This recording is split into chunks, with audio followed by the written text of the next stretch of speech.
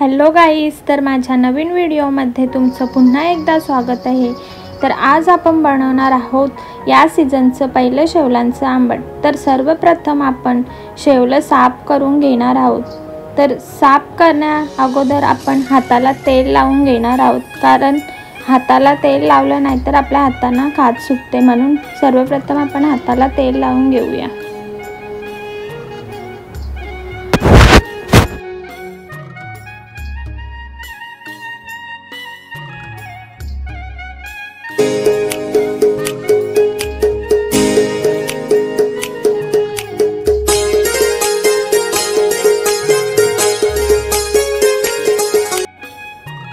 तर अशा प्रकारे आपली सर्व शेवले आता साफ करून झालेली आहेत।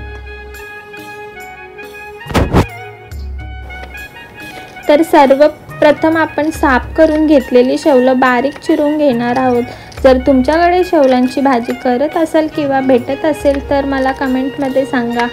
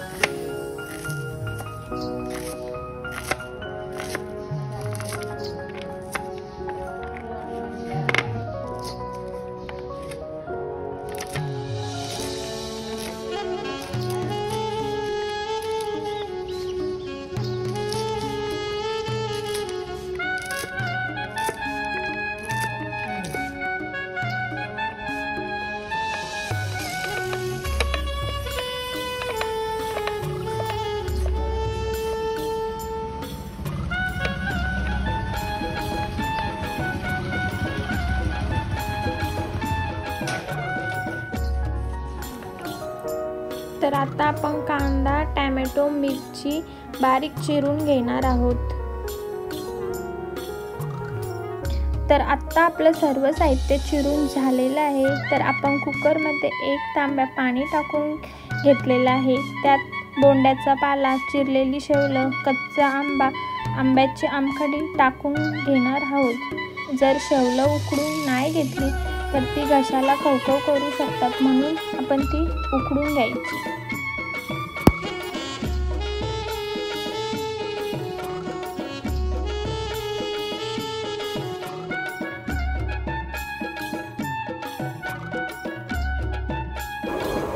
तर सर्वप्रथम आपण कढईत तेल टाकून घेऊ।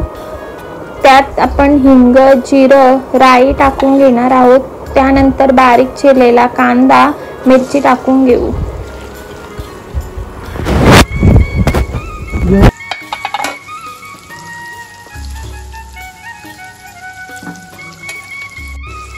तर आता आपण त्यामध्ये चिरलेला लसूण घालून घेऊया आणि त्यानंतर सर्व साहित्य शिजवून घेऊया।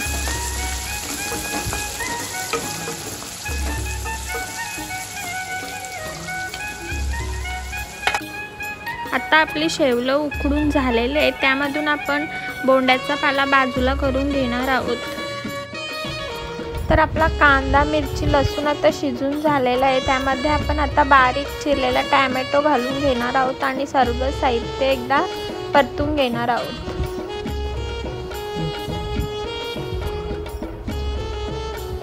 आणि आता आपण त्यात चवीनुसार मीठ घालून घेणार आहोत। आता आपण त्यामध्ये लाल तिखट मसाला, चवीनुसार गरम मसाला, चवीनुसार हळद, चवीनुसार लाल तिखट मिरची पावडर घालून घेणार आहोत आणि सर्व मसाले शिजवून घेणार आहोत।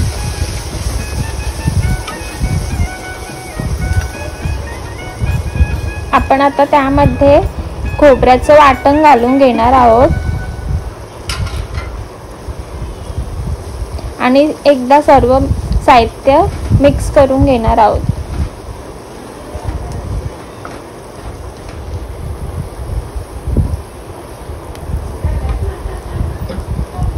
त्यानंतर आपण त्यामध्ये थोडंसं गरम पाणी घालणार आहोत आणि पुन्हा एकदा सर्व साहित्य मिक्स करून घेणार आहोत।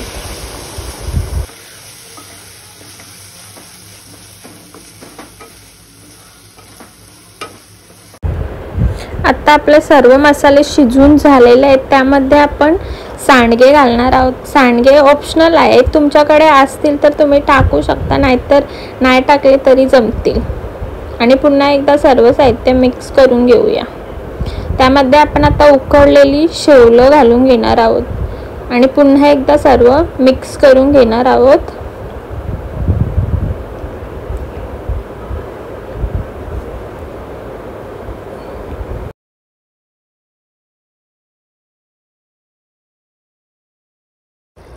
तर अशा तऱ्हेने आपला शेवळांचा आंबट आता रेडी झालेला आहे। तर माझी रेसिपी तुम्हाला आवडली असेल तर लाईक, शेअर आणि सबस्क्राईब करायला विसरू नका। जर तुम्ही नवीन असाल चॅनेलवर तर सबस्क्राईब करायला विसरू नका। Thanks for